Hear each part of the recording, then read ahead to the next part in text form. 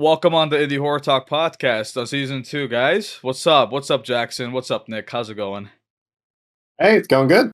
I am late tired. I just got done with the D&D campaign last night, and I stayed up all the way up to 12 in the morning. I don't blame you. Wait, you stayed up till midnight? It was a very long session, okay? Leave me alone.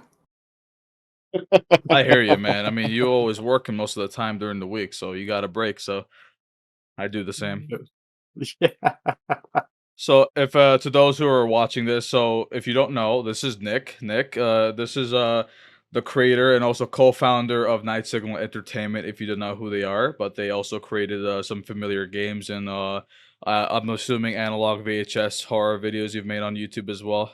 Yeah. So yeah, we made Home Safety Hotline is probably our best known title that we released this year, and then our probably best known short film thus far is The Vanishing of SS Willie on YouTube, which is a analog horror short based on Steamboat Willie.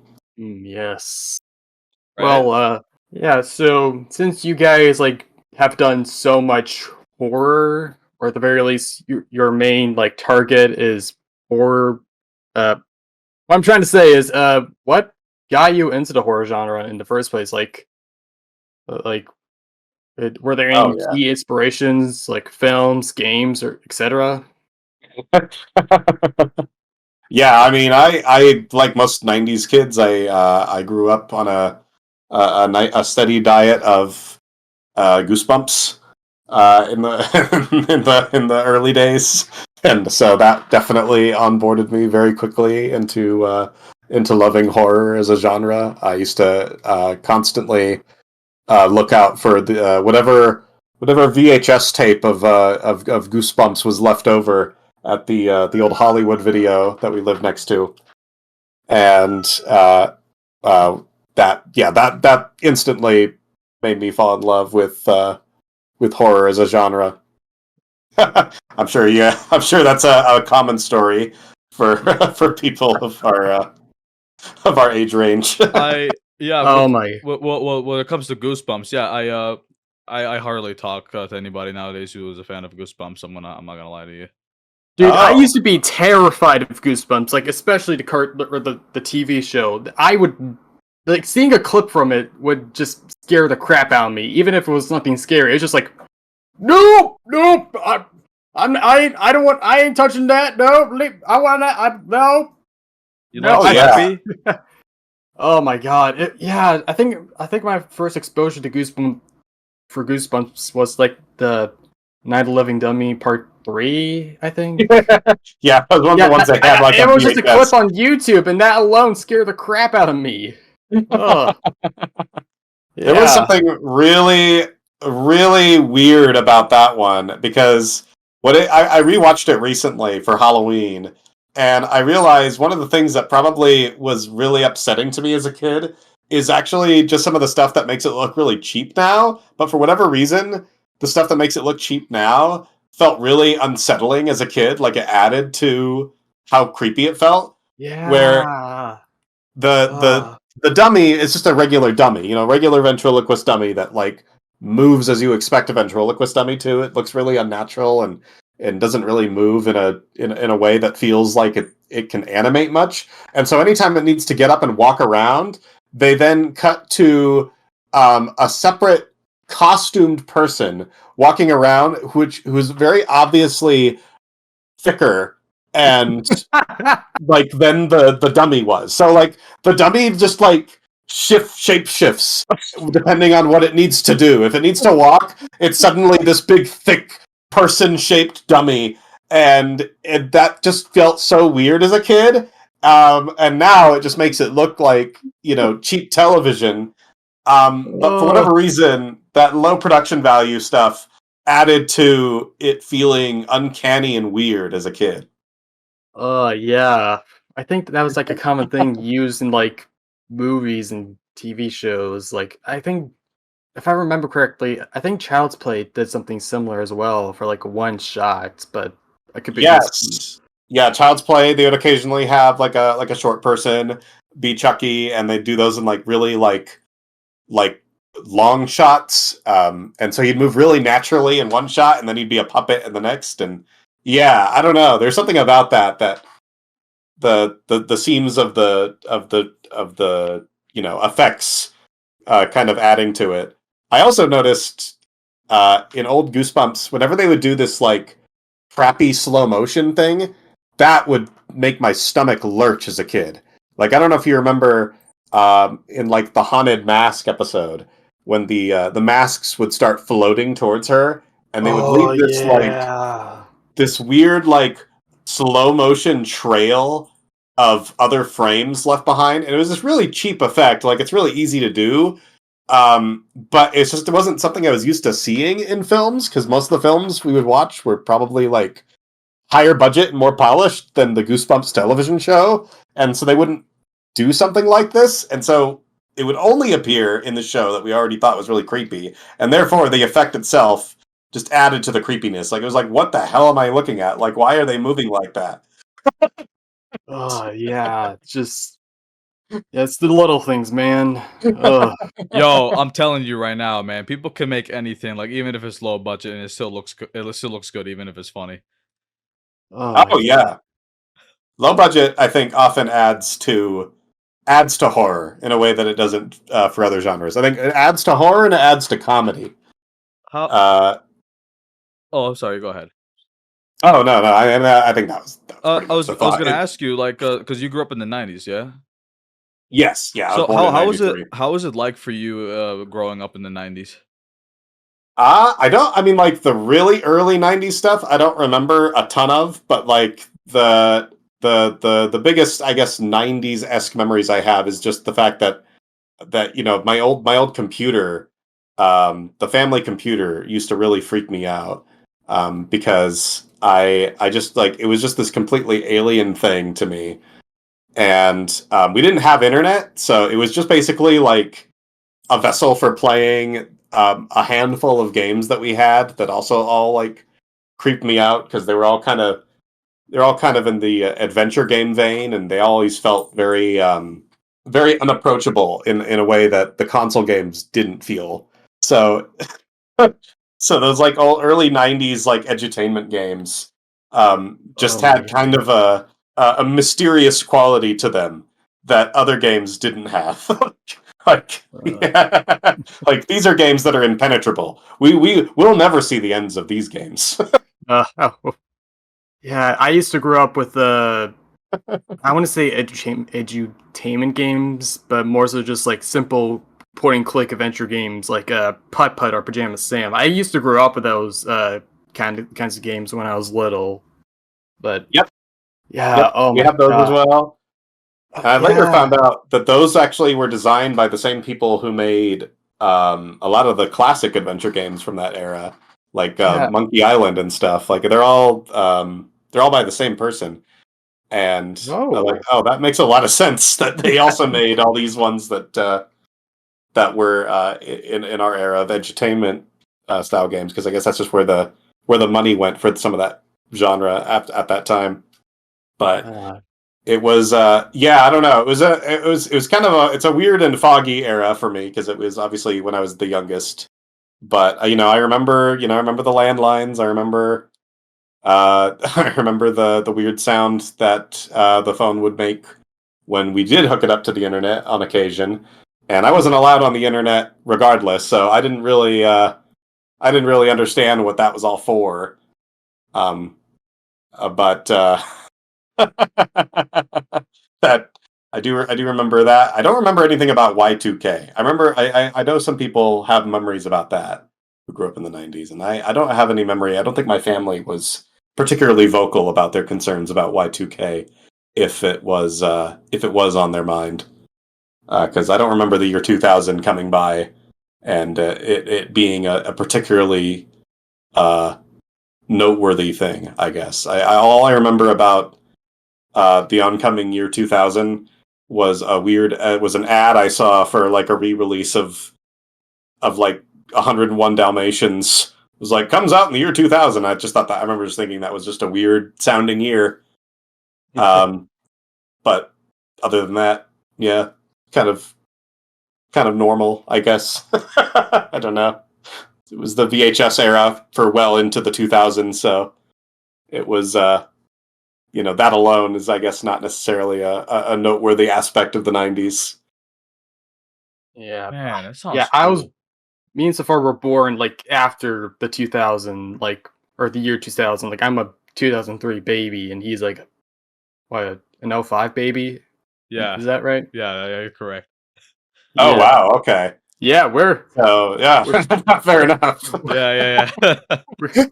I guess I'm just so used to assuming that everybody is... no, it's all right. It's all right. Yeah, no.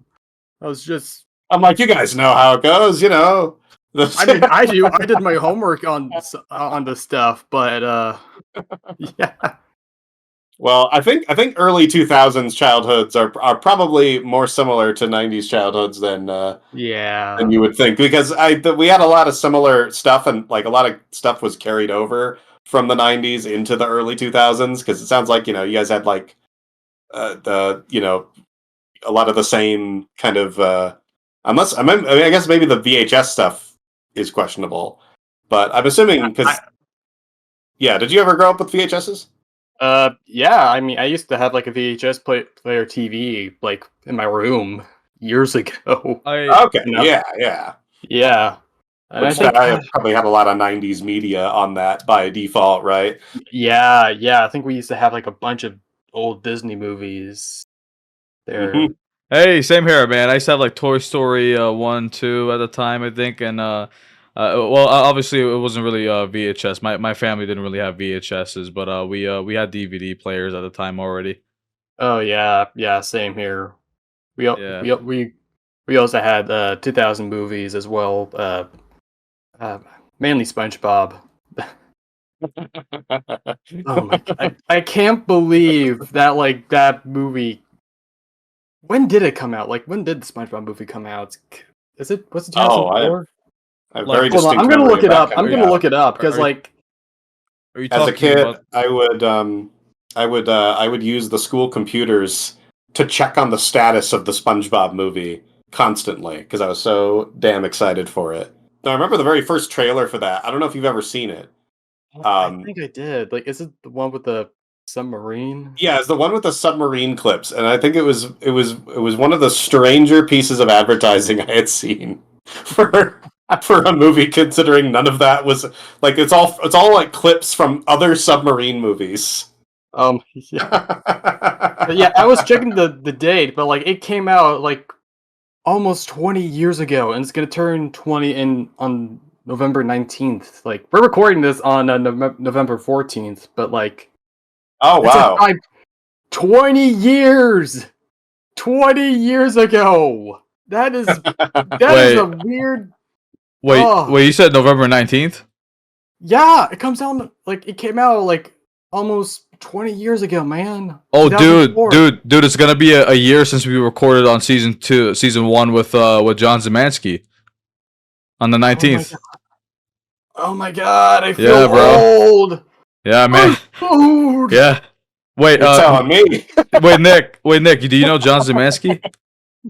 I have not had the pleasure of meeting him, but I do know his work. Yeah. We interviewed Yeah, him. that's great. That's marvelous. Yeah, it was fun. Oh, that is amazing. Yeah. I No. still need to play Iron Lung because I played Dusk, and I love Dusk. And then Iron Lung has been, his big it obviously it made a much bigger splash in terms of like impact on like the horror stuff. And I keep hearing about it, and I still gotta play that one. Yeah, Iron Lung is the only one I played, but I did talk about this with John at the time. I did tell him I did play the game earlier in 2023 for Iron Lung. Then I played his game, My Friendly Neighborhood, which came out during the summer. Oh, that's right. It was a collaboration between him and his brother, right? Him and Yeah. Evan Zemansky. Yeah, Evan. Yeah, they kind of have these simultaneous careers buzzing along, because I know Evan's next game is like a Harry Potter PS1 inspired game. Yeah, it's like a Harry Potter spy game. Yes, which looks amazing. Yes. It's such a big departure from his previous game, and I do love that for him. It looks so fun and like in a weird Gmod kind of way, you know? Yes, yeah, it's very physicsy, very goofy, Yeah, um, and yet very, very faithful in terms of the way it looks to that original PS1 Harry Potter game that a lot of people have nostalgia for. I never actually played it, the original Harry Potter game, but I've seen plenty of it thanks to other people's obsession with it, and I can't believe how well they nailed down that look. we should probably move on because we got a buttload more questions. Some of them we can probably group together, but like, yeah, Oh, sure, yeah. yeah. All right, so so what's your favorite all-time horror game, or like any horror movies you've ever watched growing up, or? All-time favorite horror movie would probably be David Cronenberg's The Fly remake, if you've ever seen that. Oh, I've heard of it. Yeah. Yeah, that one left quite a lasting impact on me since I saw it. I wound up seeing that one in like high school when I first got the chance to see R-rated films. I jumped at the opportunity, and that was one of the films that I had been long interested in seeing, just because the idea of body horror was a really fascinating subject to me. And but that one's my all-time favorite, partially because it just has gotten more important to me over time. Because it over time it's grown from being my favorite movie because of the really gnarly effects and how it makes you feel in terms of watching the slow transformation of this guy turning into something inhuman and something horrid, to being kind of like simultaneously like one of my favorite like drama films, because it's a really good dramatization of just sort of watching someone you love go through like a debilitating disease. And unfortunately, I've now gotten to experience seeing family members go through similar things like that, and so it hits a little harder now. But simultaneously, is still this amazing like gory creature feature. So like it still holds up on like an entertainment level, while still like simultaneously delivering this like really potent narrative about watching someone you love like fall apart. And I don't know, that yeah, it ages like fine wine for me. And so I just keep returning to it, and I don't know, it represents kind of a lot of what I think is great about the horror genre. Yeah. Yeah, I agree, man. That's yeah. Whew. Very well said. Yeah. Yeah. Yeah, no, I haven't actually seen The Fly. I just know that Jeff Goldblum's in it, and he's been like in a lot of stuff. Like I think he's gonna be in the new Wicked movie soon. But Oh, was he in that? Oh, I yeah, guess he that's plays not the Wizard of surprising. Oz in that movie. Oh, well, that's fitting for him. Yeah. That's good casting. Yeah. Funnily enough, I think he was not really their first choice for The Fly, but he wound up being really, really good in that.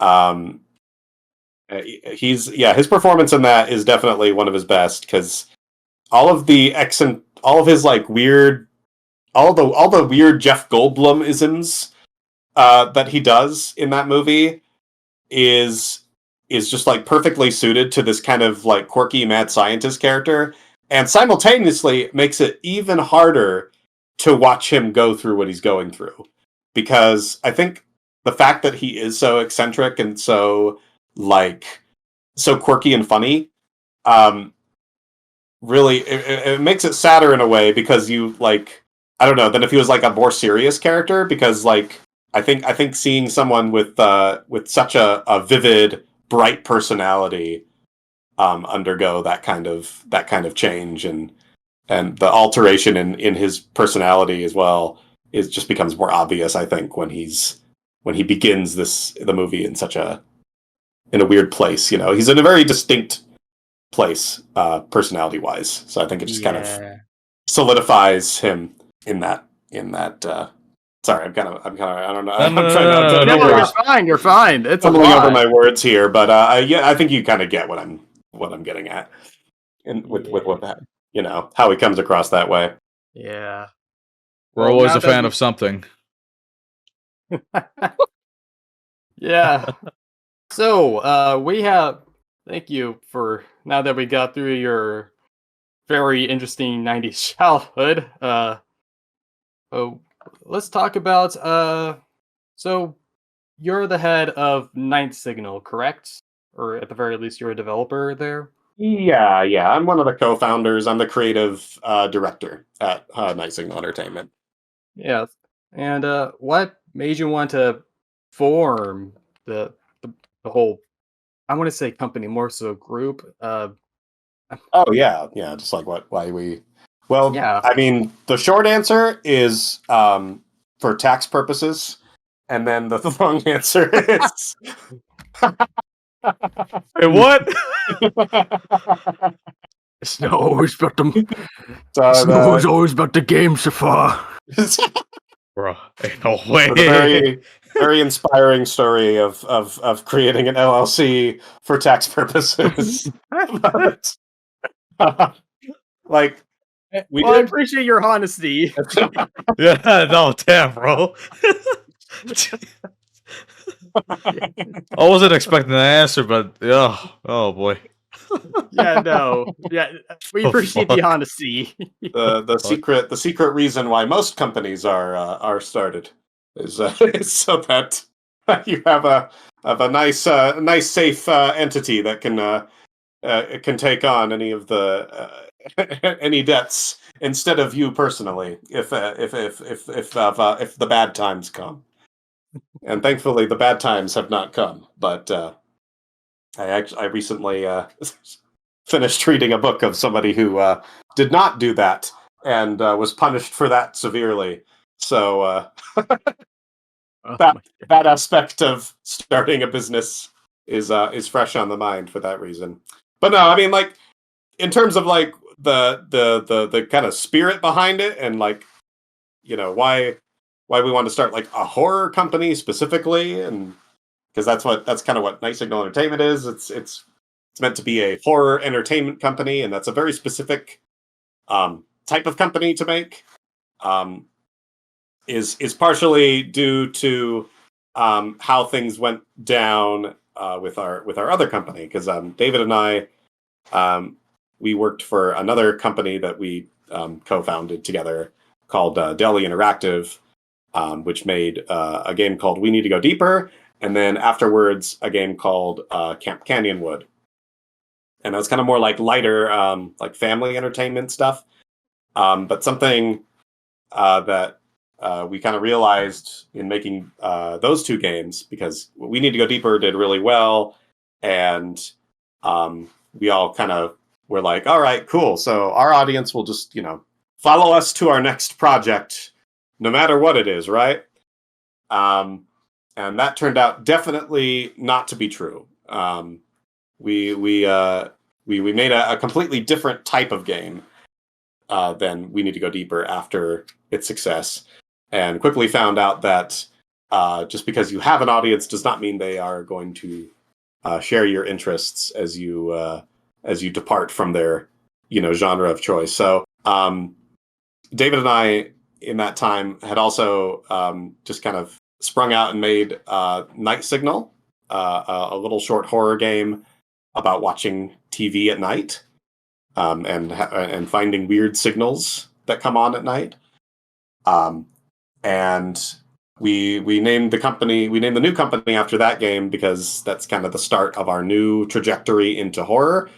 And it's a horror company specifically, mostly to force ourselves into kind of pigeonhole ourselves in a way that will hopefully make our audience more likely to follow us from project to project. Because horror people are down as long as you're still in horror land.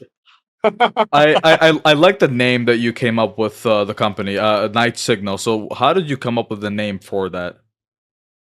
Um, well, it's named after our David and I's first horror game that we made together. So, Night The Night Signal Signal is a game. yeah. So we came up with the for the name for the game. It's basically just a reference to one of the game's mechanics. So in the game you find signals on your television at night, and you do that by kind of operating the antenna and trying to locate a signal. And at night they become more obscure and stranger signals. And so I actually had asked around the game development forums on Something Awful to help name that game, and one of the users there landed on Night Signal after a bunch of brainstorming, and I was like, "Hey, that's a great name. I'm gonna use that. Thanks."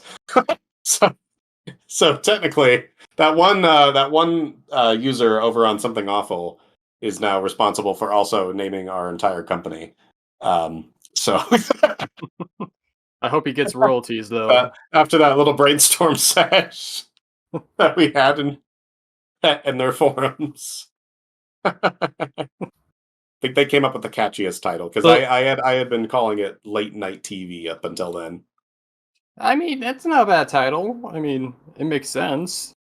It does. It's not very Googleable. Is the issue for that title? Is if you look up late night TV, you're going to get a whole lot of just real life late night TV things. And so yeah, we needed something that would be more Google friendly. Yeah.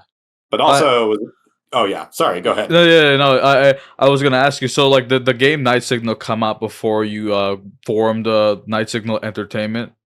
It did, yeah. Okay, okay, We makes kind of sense. we retroactively like I retroactively like it was like originally like a solo venture. It was like a game I was making mostly by myself, and then I wrote David in to do like music and sound design stuff for it. And then when we started making Home Safety Hotline together, and that began getting more attention, we realized that we probably shouldn't be doing this under my own name anymore. And so we formed Night Signal Entertainment, and then just sort of gave the rights to Night Signal to Night Signal Entertainment, because it sort of represented the start of that. So I like the yeah, name. Yeah. thank you. Yeah, I think it does work as well for the company as a whole, because it kind of feels like it represents the vibe that we're going for of like discovering some unknown thing late at night. It's got that kind of mysterious analog horror vibe that that Home Safety Hotline and Night Signal both kind of fit into, and hopefully our future games as well. I don't know. We'll see.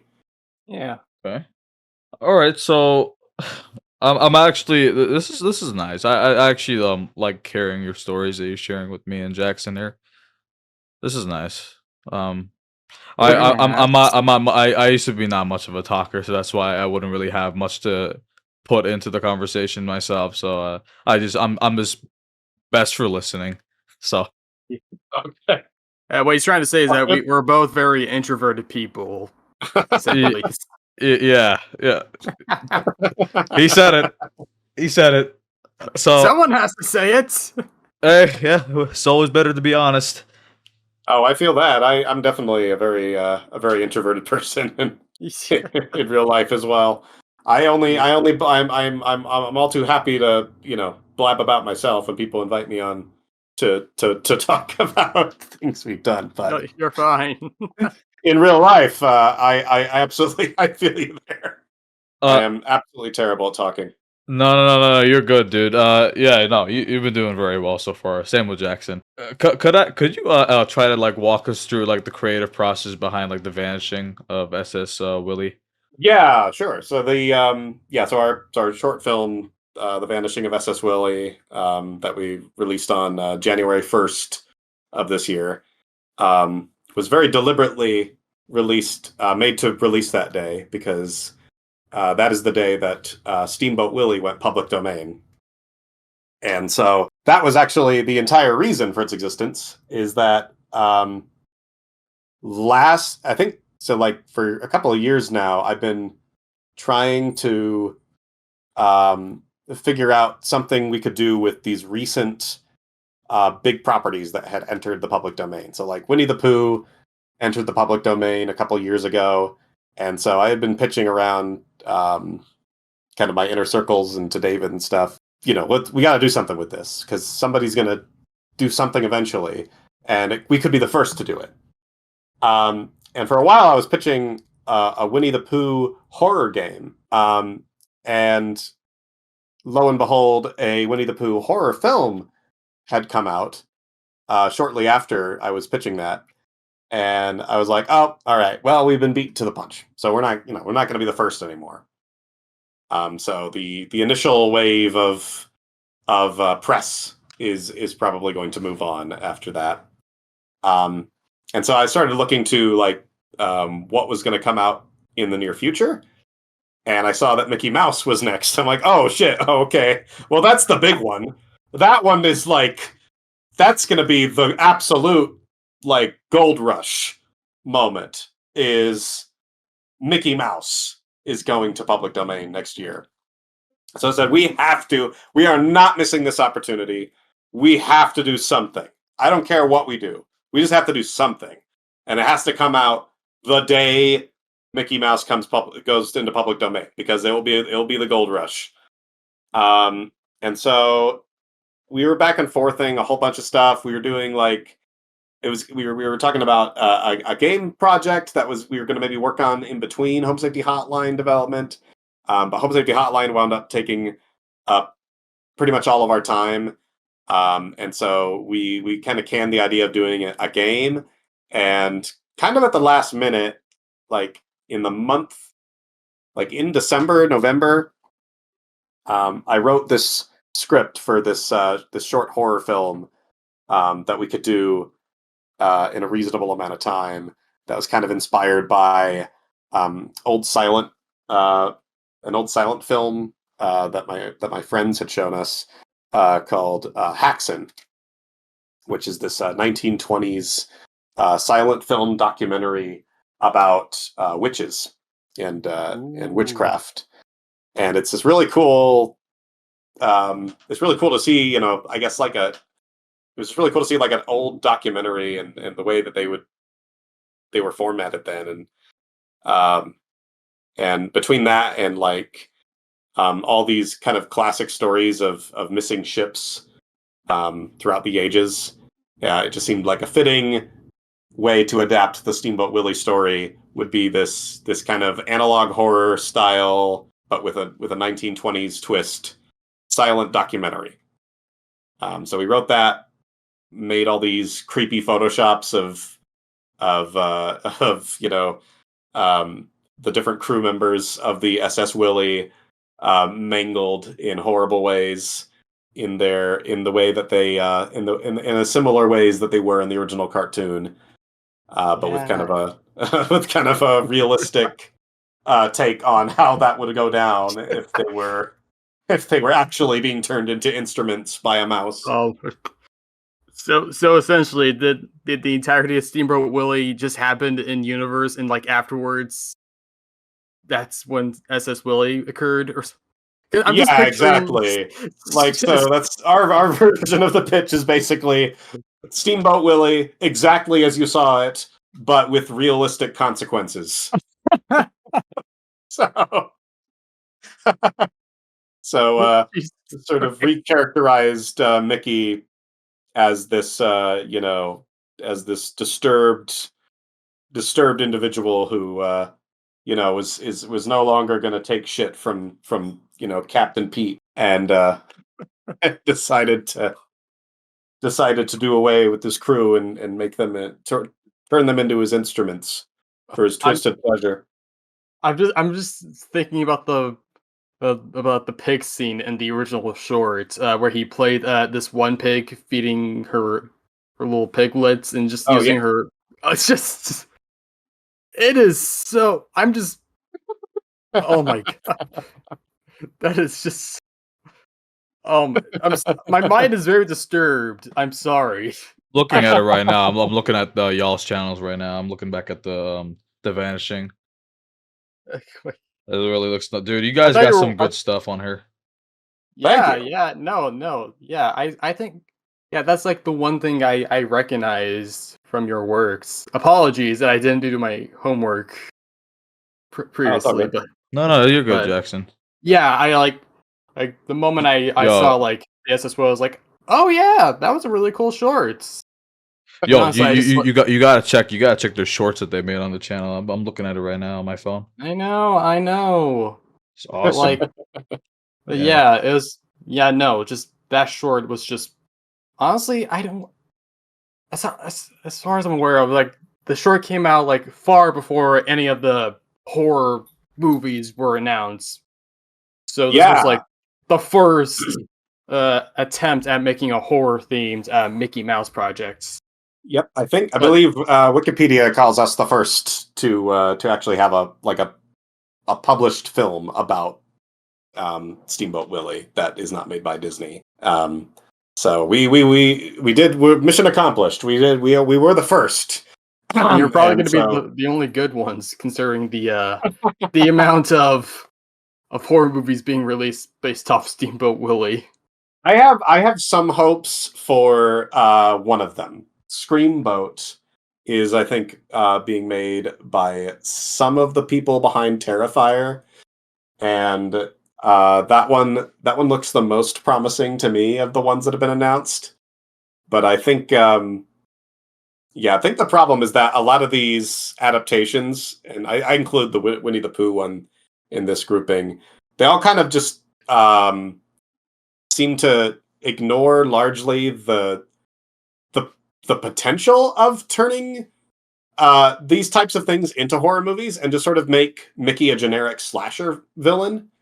Like the one that came out most recently, I think was Mickey's Mousetrap, or I think it just got renamed to Mousetrap. Yeah.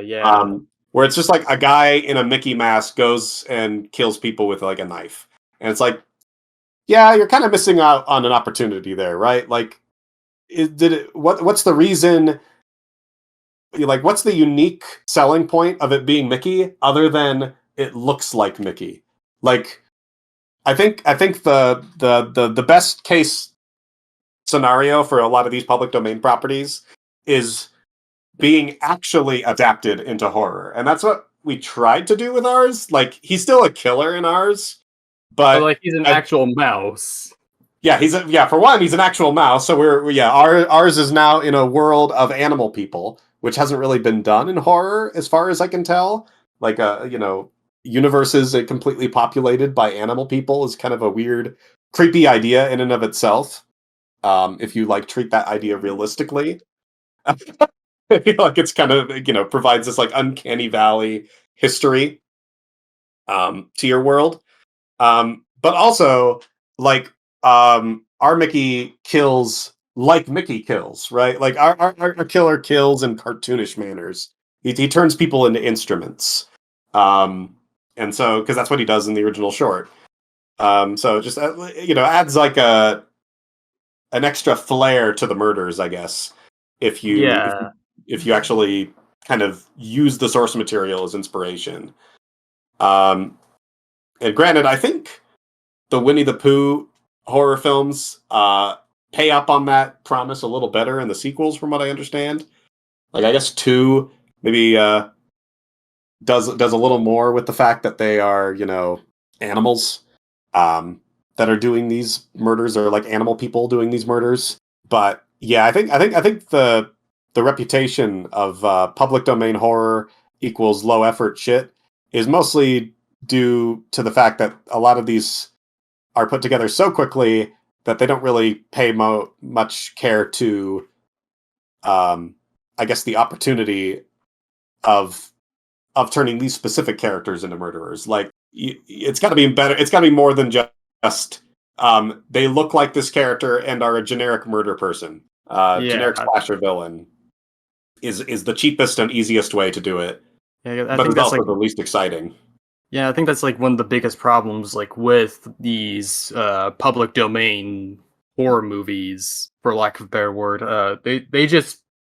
They the only reason why they're being made, and the only reason why like there's an interest, is because they're just recognizable characters that were originally made to appeal towards a younger demographic, but now are just Yeah, yeah. yeah, I think it's like a exactly. similar thing with FNAF, Five Nights at Freddy's. Like it's kind of a similar boat, but even then, Freddy's like took an original direction with the characters and everything else. It's not just, oh, what if Chuck E. Cheese was evil and such, but like the act. Yeah, they Yeah, come up with but their own story and stuff, and yeah, I think they do enough with it, like that it feels like it pays off the premise. It'd be more like if Five Nights at Freddy's instead of actually being about what if the animatronics came to life, was a guy in a Chuck E. Cheese mask goes and murders people. Like that's the yeah, equivalent. Like like that would be, you know what I mean? Because it doesn't pay off on anything that makes Chuck E. not Cheese at creepy. all. No, Like Chuck E. yeah, Cheese is creepy because they're animatronics, but if it was a guy in a mask, then it wouldn't be very creepy, right? So that's yeah. maybe the reason that I'm um a little bit hopeful about Screamboat with it's not called Screamboat Willie, but it's called Screamboat, which is the upcoming Steamboat Willie horror film, because it looks like they at least made him an actual little mouse guy. Like if you see the trailer that they released recently, he is indeed a little mouse wearing a sailor suit.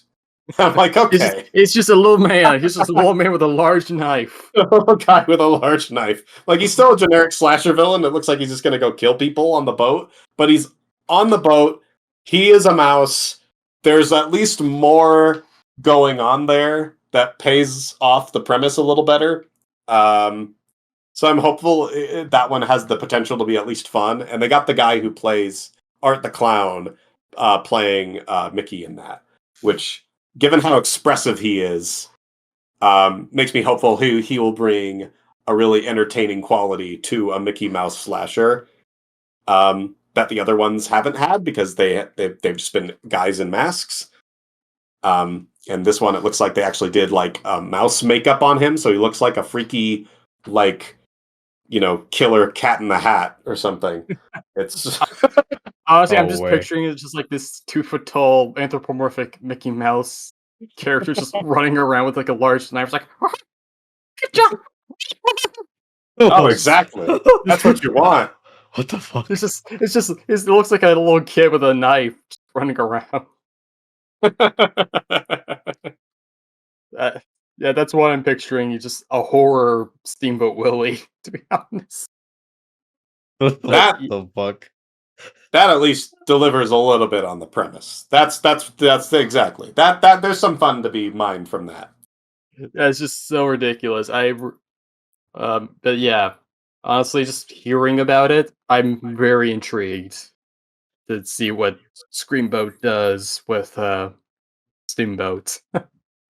I think it's important that all these things are coming out, even if they are bad, because the thing is with like public domain I think the thing that Disney was like hoping people would be afraid to do is that Disney is very litigious, and even though that Mickey is in the public domain now, there was a lot of fear that they would basically be very lawsuit happy anyway, or that they would, or that people trying to use Mickey Mouse in this public domain context would be um, more heavily scrutinized uh, by lawyers and such, and that they would have to really watch their backs. And so I think it's important that all these things are coming out because it's basically like we don't have the freedom to actually utilize the public domain if we're all too scared to use the public domain. Yeah, And so all these cheap horror people being brave enough to brave those waters first is I think noteworthy, and they're paving the way for other more interesting things to come to be made out of Mickey down the line. I just wonder what's gonna happen to like the Walt Disney company and all that after all their characters become public domain now. They'll be forced to create new ones. That's their biggest fear. No more remakes. Make something original. Oh yeah. Well, they benefit greatly from the public domain. Like their whole company is built off the backs of so many public domain stories, like Snow White and Cinderella, and like just name like half of the Disney library. It's all based on public domain stories. So it's finally their turn to like pay back what they have drawn upon for years, and they're already being a little bit litigious about it, because that's just how they be, I guess.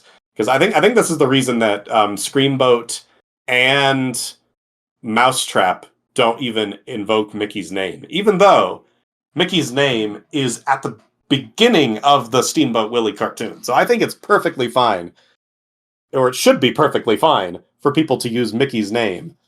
But people are still too scared of actually putting his name in these things. We are as well, as you noticed from Vanishing of SS Willie. Mickey's name is not used anywhere in the short. He is referred to anonymously as the Cabin Boy. Yo, we all about to pull up to the movie theater and just watch Screamboat when it comes out. You gotta, absolutely. Gotta keep pushing the envelope for that. Isn't it this January? I think it is. Oh man. Yeah, bro. I haven't been keeping up with the whole Walt Disney situation after their public domain happened. They probably were shitting bricks, bro.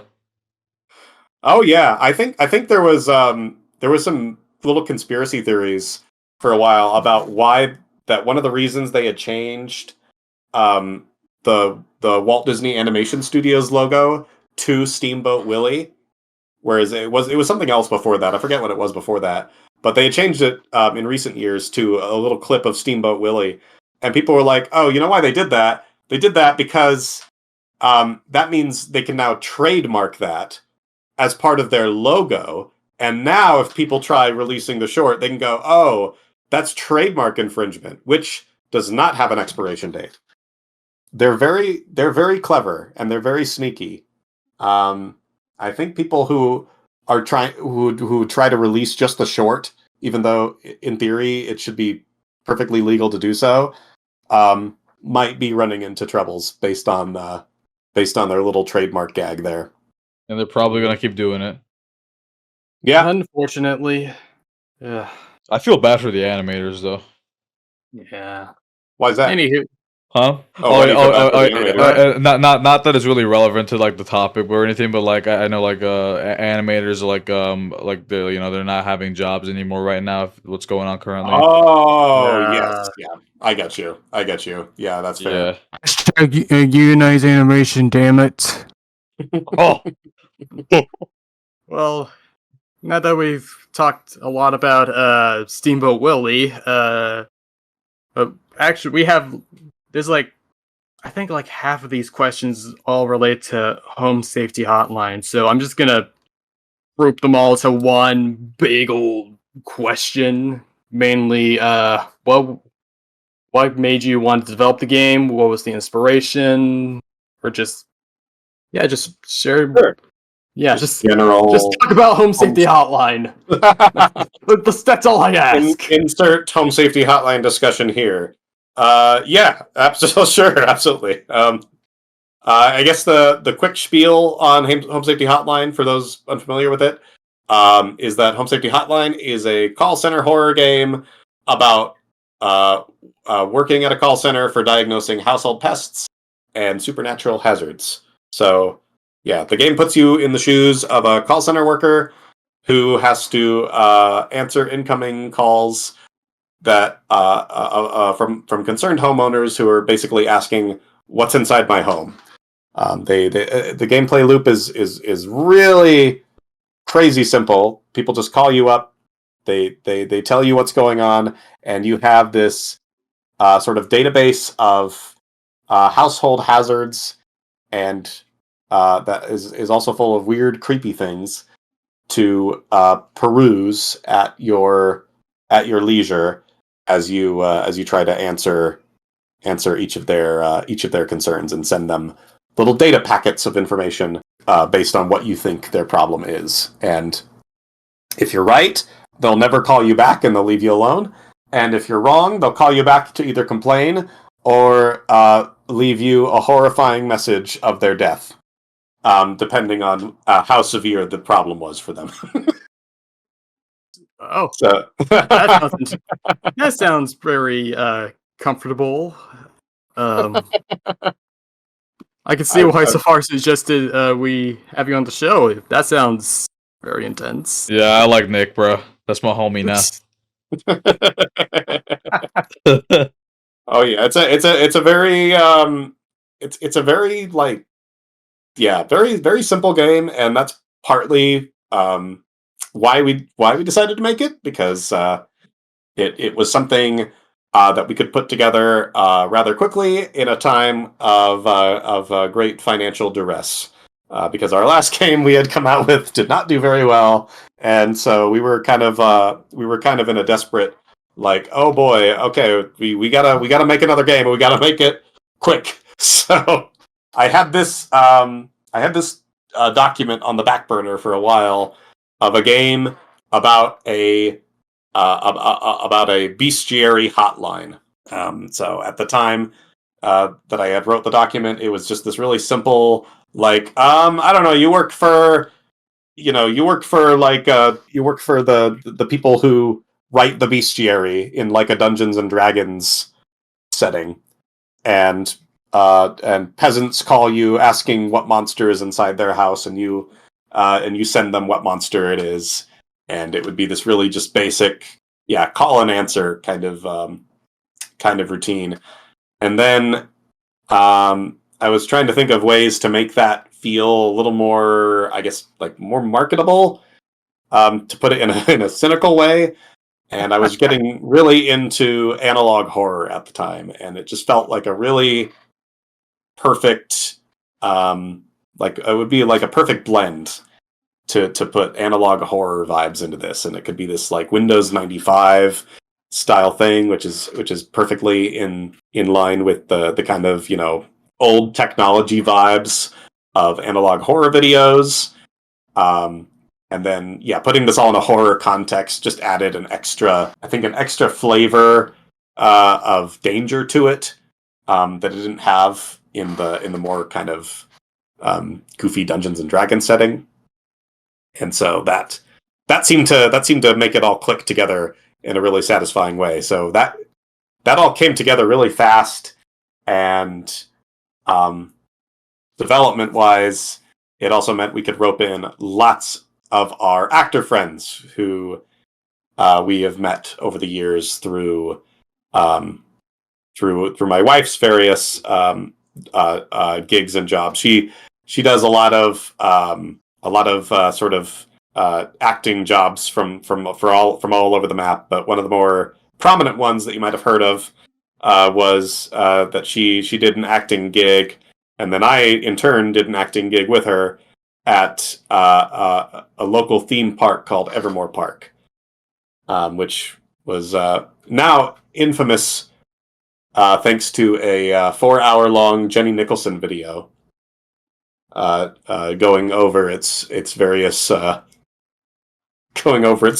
disasters that had happened at the park over the years. Ooh. It was a very poorly managed place, but it was very magical because it was this essentially like D&D LARP theme park where people would come dressed up as like, fantasy characters, and the promise of the park was that it was basically like a real life MMO. You go there and you do quests for, the local wizards and stuff in this really authentic looking medieval village. Oh, that sounds like fun. And it was a lot of fun to like participate in and act in and just sort of be a part of this like really like fun creative energy that was there. But it was also terrible in that nobody there really knew how to make this appealing to like a more mass audience.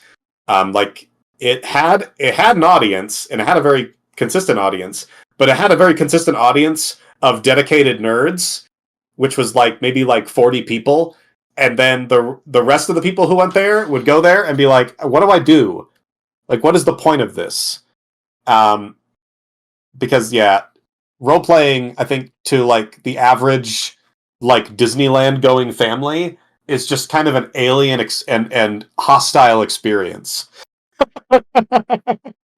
And so they did not pick up on how this should work and why this is fun. And so the park struggled, and then eventually it shut down. And so a lot of these actors that we met through there, they were just kind of perpetually looking for work, and so we part of the inspiration for putting this project together was also to be able to like finally say, hey, we do have a bunch of voice acting roles now, because most of our games that we had made prior to this had never had voice acting in them, and so people had always been asking, hey, if you ever make a game that needs voice acting, call me up.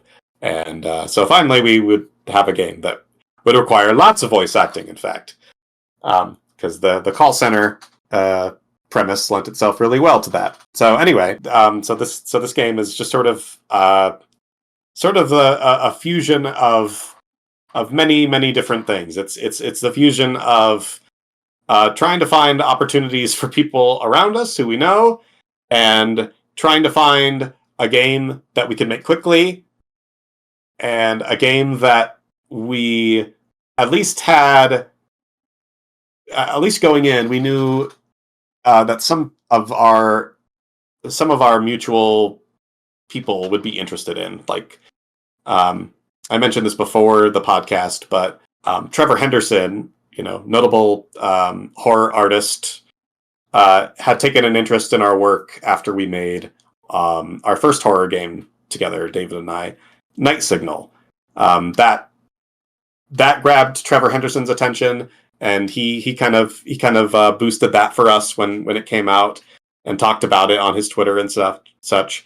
And so it was kind of more important for us to make something that was sort of in the same genre that would interest the same people that he had attracted our attention towards originally. Sort of opportunists at every angle, really.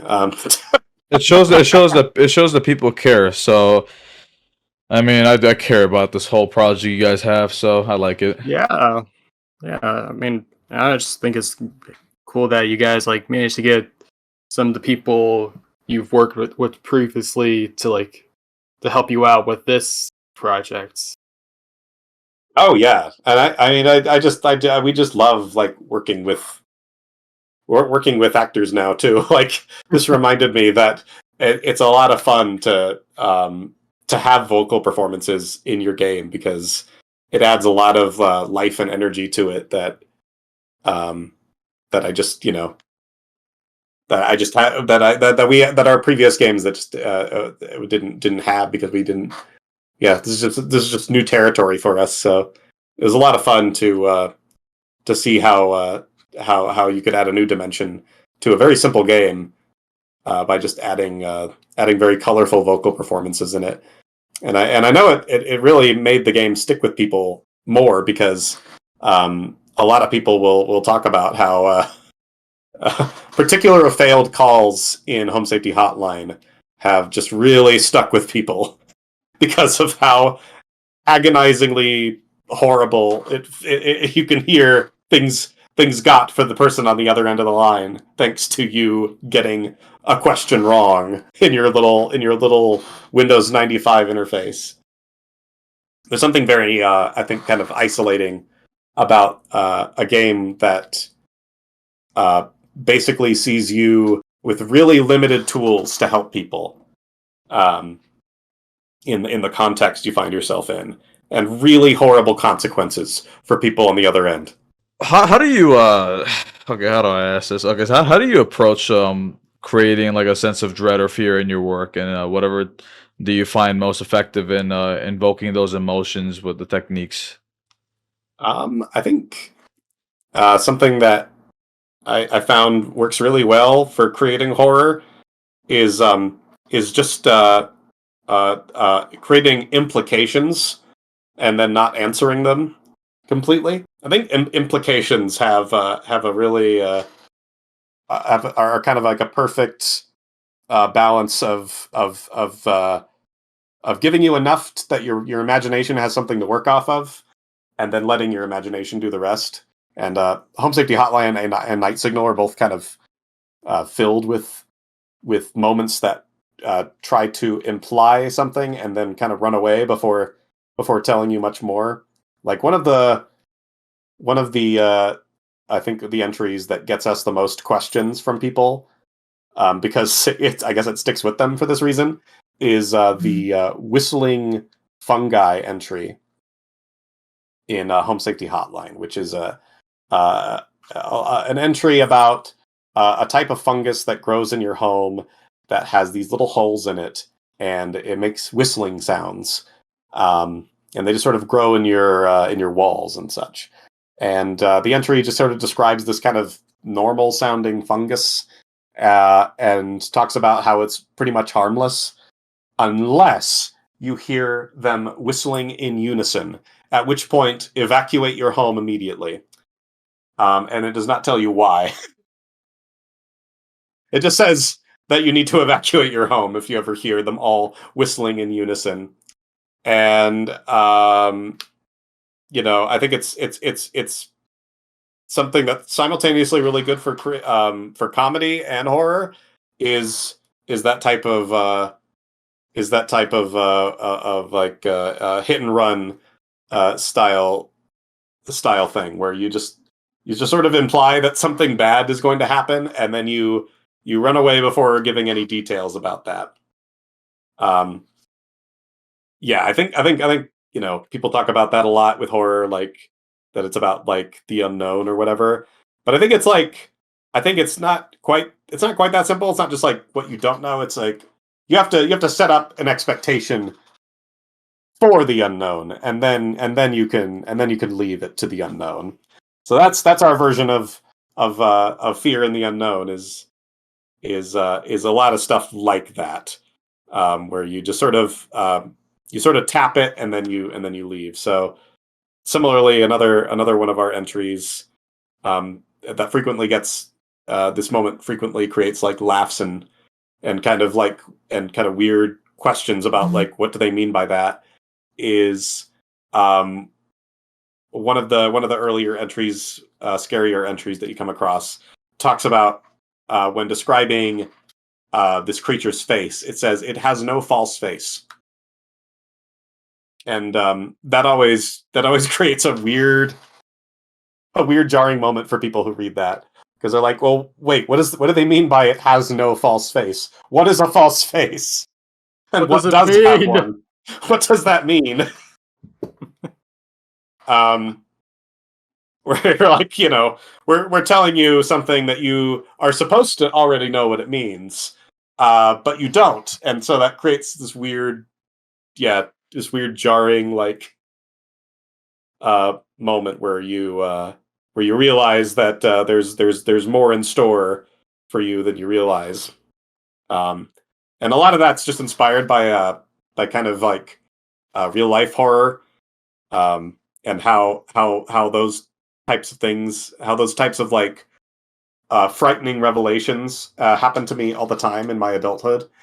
Is realizing something very dangerous exists in the world, but nobody has made it, like not nobody has told you, but like it's being downplayed in front of you, kind of actively. Like, the first time that you find out that you're not supposed to mix ammonia and bleach, for example, is kind of like one of those moments for me that in real life is like, oh, what a horrifying thing that you can make, essentially a war crime in your home with two common household cleaning products that are like sold next to each other at the eye. You know what I mean? Like these things We are all in close found out the hard way proximity. one way or another.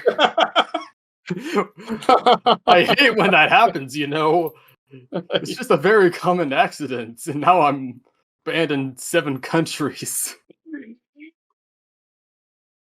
Exactly. I mean, it's not like the most unreasonable thing in the world to think to use those two things together. And they have like warning labels on the back, but I'm like, I feel like no warning label could be big enough to emphasize that you will create poison gas if you combine these two things that would just be very easy to accidentally combine. Like you're cleaning you're cleaning your toilet and you ran out of bleach. Oh, I'll just use my other generic household cleaner, which happens to have ammonia in it. And now you've mixed the two, right? Like I feel like most people don't really treat these things with like great severity, and then it becomes this like, well, yeah, just I don't know. I'm stumbling over myself again. No, you're But good. You're good. I'm trying to I kind of put into words. It's this feeling of I think it's this isolating feeling of common sense being what your common sense being things that people just I guess won't tell you because you're supposed to already know it, and that type of fear is something that the Home Safety Hotline tries to dig into a lot. Is sort of implying that everybody already knows that you're not supposed to mindlessly throw laundry in your laundry machine because of course there might be a laundry gnome in there.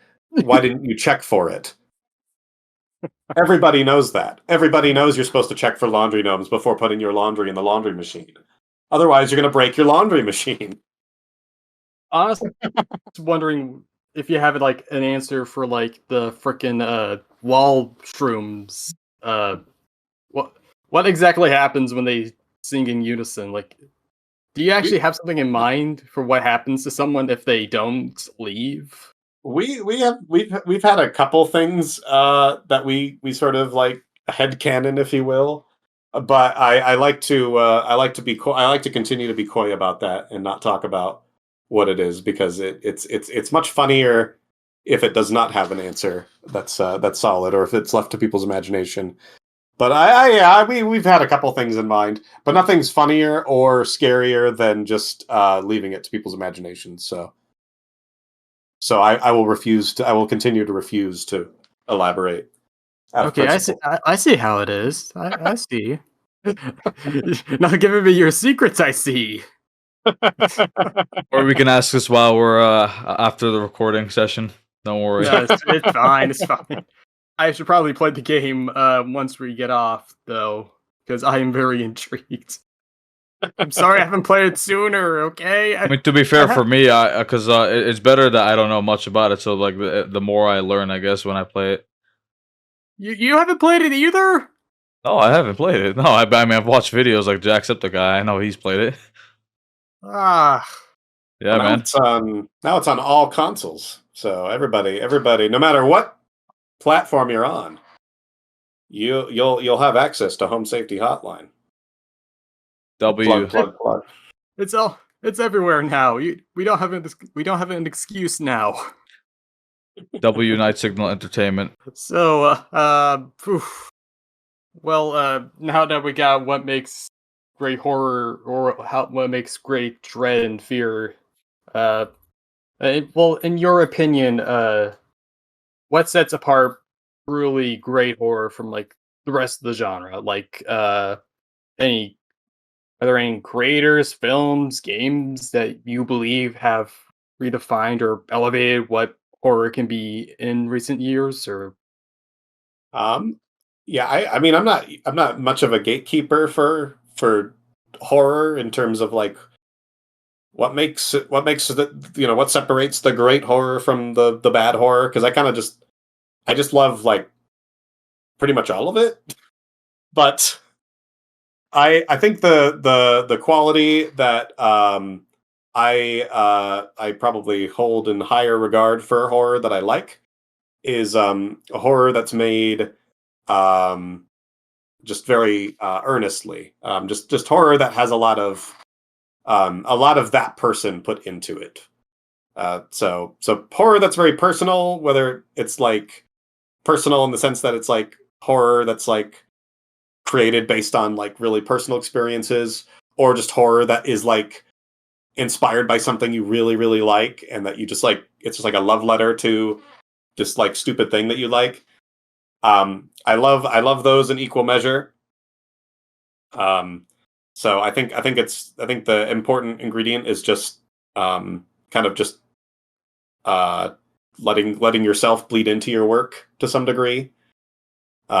Like I saw this on the dumb side of that. I saw recently of the film called Frankie Frico, which is just this incredibly stupid love letter to like early like puppet based horror films like Ghoulies and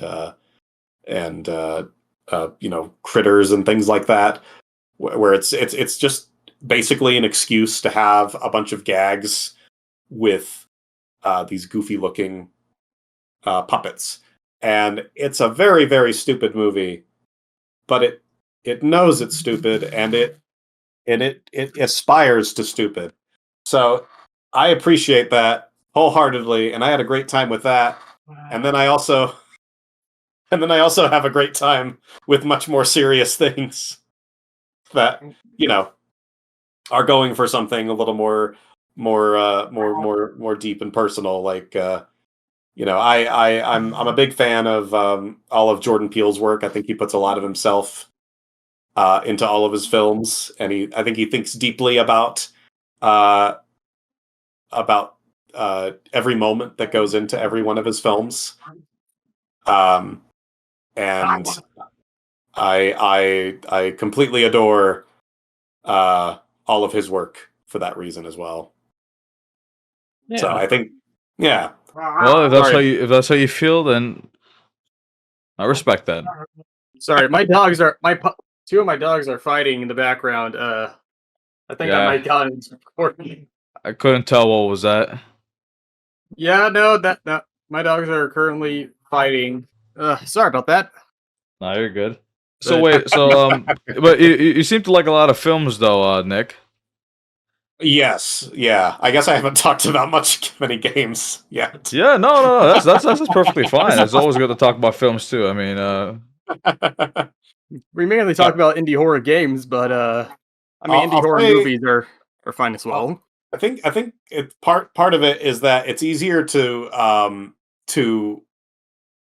see a lot of horror films than play a lot of horror games, mostly because games always require a certain amount of effort and kind of brain power. And so I think whenever I'm like done working for the day, it's much more common that I watch films, just because I feel kind of sapped from the game development's kind of intensive. So playing a game afterwards doesn't always feel super relaxing, and so it does tend to be the case that I'll watch I'll open up Tubi or something and find some dumb film called like Toilet Freak or something, and just put that on, and that will be like, yeah, that's a vibe for after work. Absolutely. Is that Hey, man. an actual movie? No, I was trying to come up with a fake title, but that's pretty close to some of the real shit that I watch. Oh my god! I mean, I just watched a film called I just finished watching a film called Street Trash, which absolutely sounds like a made up movie from that title, which is about a bunch of people who living on the streets who discover this bottle of alcohol that makes them melt when they drink it. And acid. yeah, pretty much. I don't know. Like, it's just they don't really like. I was expecting the movie to like for that to be the plot of the movie, and for them to like try to figure out where who's poisoning the alcohol to melt the homeless people. Who's poisoning our water supply? Oh, that's crazy. But it just doesn't really like. It doesn't really matter. Like the movie just kind of like this is like an incidental feature to the movie that it features this potent acidic liquid that people keep drinking and melting themselves with, because the rest of the movie is about like this. It's more like about the like the politics of the different homeless people that live on this street, and like how one of them is like a murderer and is like murdering others. And I don't know, it's a very weird semi-aimless movie that just happens to feature moments where you forget that you're watching a movie about acid that melts people until one of them picks up the bottle again. And you're like, oh yeah, I forgot that that's part of the movie. And then they drink it, and then another horrific melting scene occurs, and then the movie moves on to something else for a while. Yeah. Interesting cinema. Yo, y'all should watch Hate Ace it when you Ventura. Sorry. Oh, I'm sorry. No. You go ahead. I was gonna say, don't you just hate it when you accidentally drink bottles of acidic acid and you just melt on the floor violently? I hate when that happens, guys. It's just so. It's just very. It happens at the most inconvenient of times. Why does it sound like you've actually drank acid? You drank acid, Jackson? I mean, haven't we all? Oh, what? No, not me. Certainly not Nick. Nick, have you drank acid before? I have not. Oh, it's just me thing. Oh, fuck. Yo, y'all should watch Ace Ventura after this, or just watch The Mask or something. Watching some Jim Carrey films. Oh man, yeah, no, The Mask is really good. I haven't watched that one in like a off minute. A comic, though. Yeah, it was based on a horror comic, actually. And it was like really freaking violent. Very, very violent. Apparently, the only reason that that was the original idea, was to adapt it as the comic was like, and it was going to be this freaky like a horror film. But the studio they went back on that because they were like, oh, well, we already have a silly horror film series. We have Nightmare on Elm Street, so we don't want another thing competing with that. So we'll make it a comedy instead. Didn't they get like I'm not sure like if Wes Craven was like attached to the project or something. Let me check because. Oh yeah, I don't remember if there were any particular names attached to it. Aside from Jim Carrey, Chuck Russell. Let me see his film. He directed The Blob and Nightmare 3. So. Oh, okay. Did he direct the remake of The Blob? Was that him? Yeah, the 1988 remake. Yeah, 88 remake. Oh, that one's great. Oh, that would have been yeah. I do wish I could have seen what that would have looked like, or rather, if at some point somebody has the has the balls to do it, I hope they remake it as a horror film. Because I remember I was out of curiosity, I had read the comic after discovering that fact, and I was sort of like I was sort of interested in what that original tone was, and I think it would still make a good horror film today. I mean, yeah, in a way, it is still kind of a horror film because it is weird and freaky in its own right. Those films, specifically the really weird sequel that they did, Son of the Mask. Did you ever see that? I've seen a review of it years ago, and it just looks really bad. Oh yeah, I saw that in theaters when it came out, and it was one of the most bizarre experiences to see this whole movie of just contorting this poor CGI baby into horrific looking things. I just remember the sperm cell scene. Whoa. I'm not joking. There was an actual scene in the movie of like 3 masked sperm cells. And I'm not making that up. I'm not even being hyperbolic. That's an actual scene. This part, I don't know why I blacked that out, but Yeah, it's real. Look it up. It's in the movie. I'm already loving this episode on season 2 on the Indie Horror Talk podcast, ladies and gentlemen. Oh my gosh, I have completely How did we go from talking about the mask sperm? How did we go from home safety hotline to mask sperm? See, this is like a perfect recreation of the types of talks that go on behind the scenes when we're making games like this. This is exactly the type of see, mask sperm could easily make its way into a horror thing. So that's perfect. This is exactly what the kind of stuff we should be talking about. Take notes, game developers. That's your new horror idea. Oh my god, I'm seeing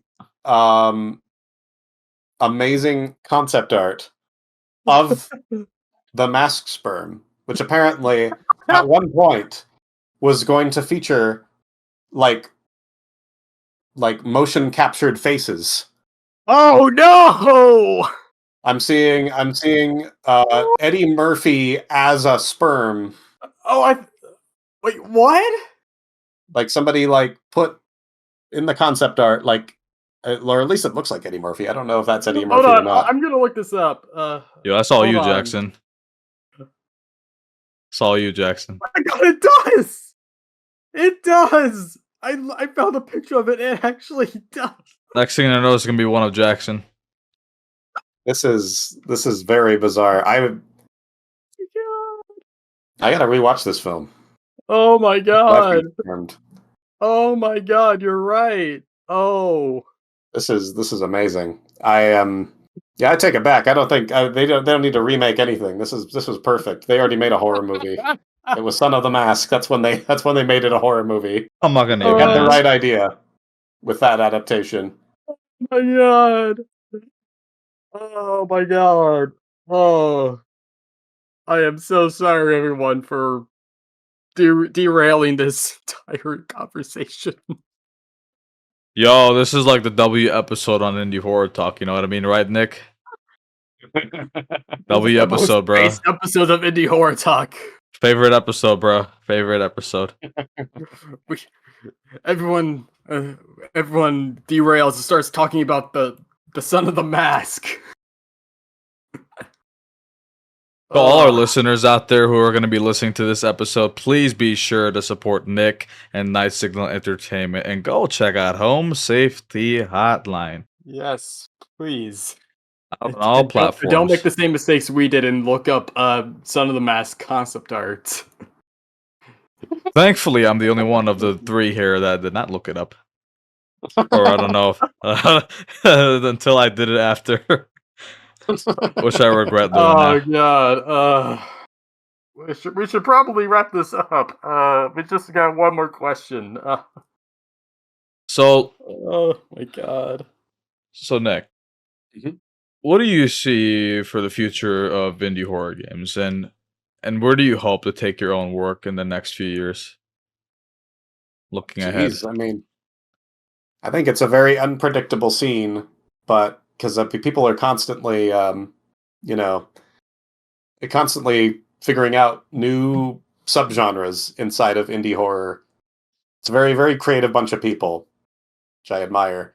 I think the most concrete and easy mode prediction I could make is that in a few years we're going to start seeing more stuff inspired by the PS2 era.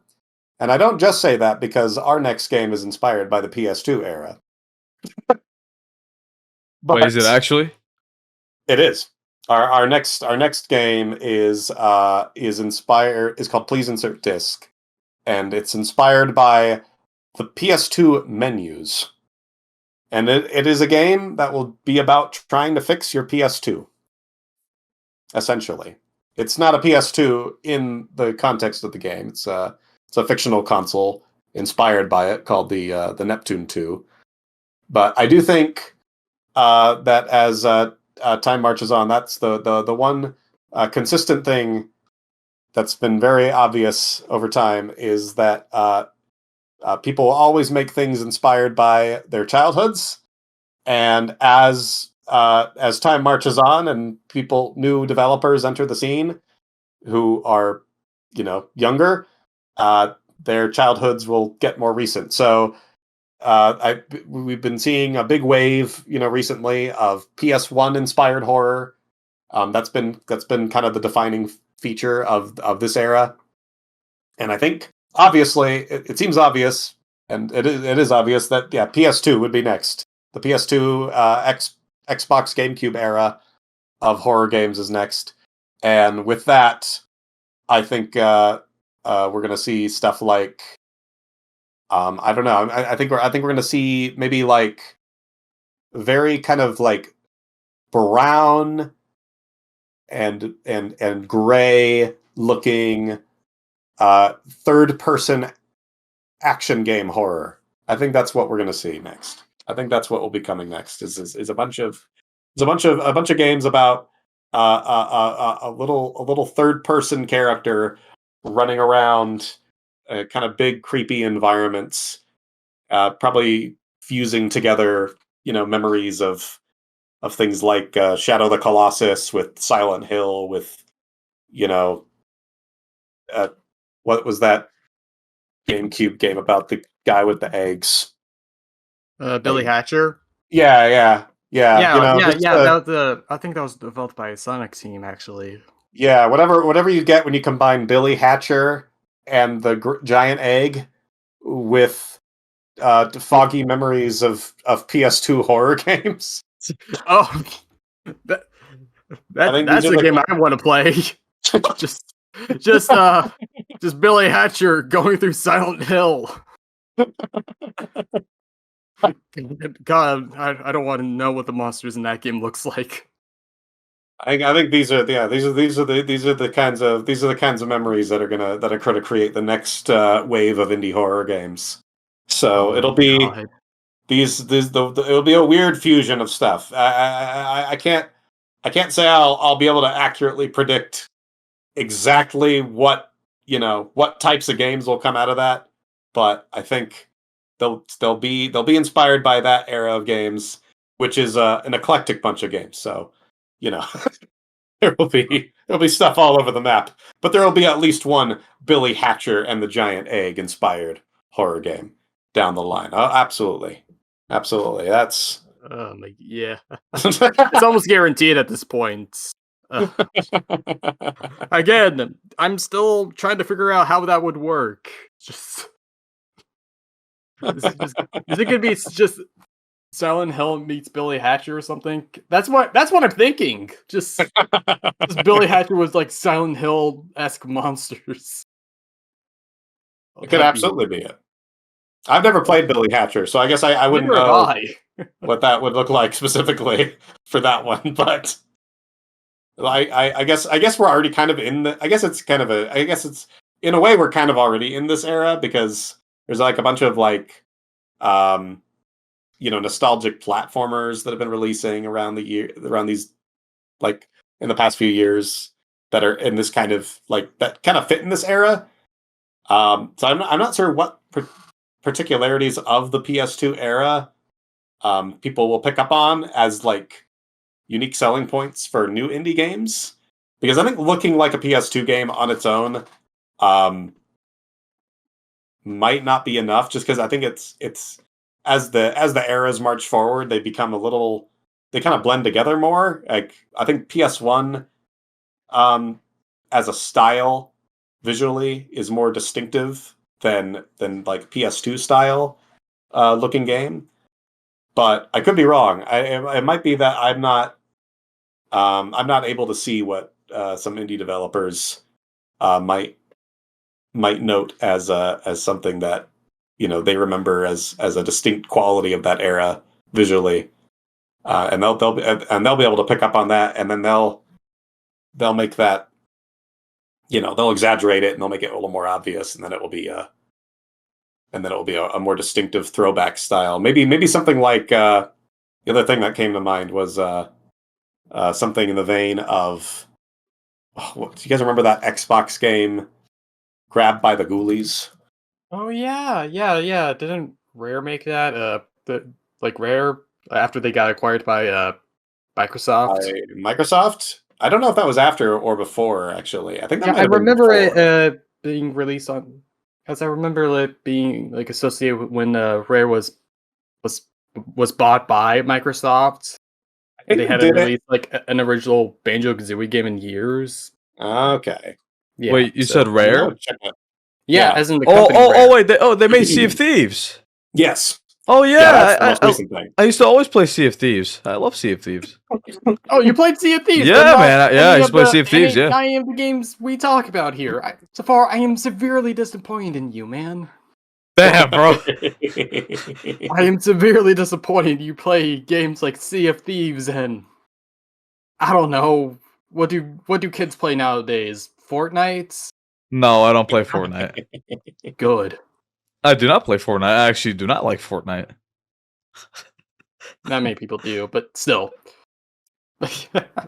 How about you? How about you just teach me then? You're like my older brother at this point, so you might as well. That is still a weird sentence. Don't ever say that ever again. Don't ever say that again. I swear to God. Okay. Anywho, yeah, I think with that note, that'd be a wrap for this episode. Yeah, this was actually great. Yeah. Well, thanks for having me on. Yeah, it's thank you for joining us for today's episode. Do you have is there anything you would like to say before we hop off? Probably just like the basic plug I'll do is if you haven't already, be sure to go and wishlist our next game on Steam, as it helps us tremendously. It's called Please Insert Disc. If you look that up, you can go check out the new trailer for it on the Steam page. And yeah, it's a game about it's a horror game about trying to fix your broken console in the early 2000s. And I promise it's more interesting than that sounds. I gotta find a better. Clearly, that's definitely the elevator pitch to go with, since I have to back it up with, and it's more interesting than that sounds. But if you were ever scared of early 2000s video game console menus, then I think you will find a lot to like here. So go wishlist that on Steam. And be sure to listen to this episode by the time this is out. So thank you, Jackson. Thank you, Nick. It was a pleasure having you guys on today. And we'll see you guys in the next episode. Bye.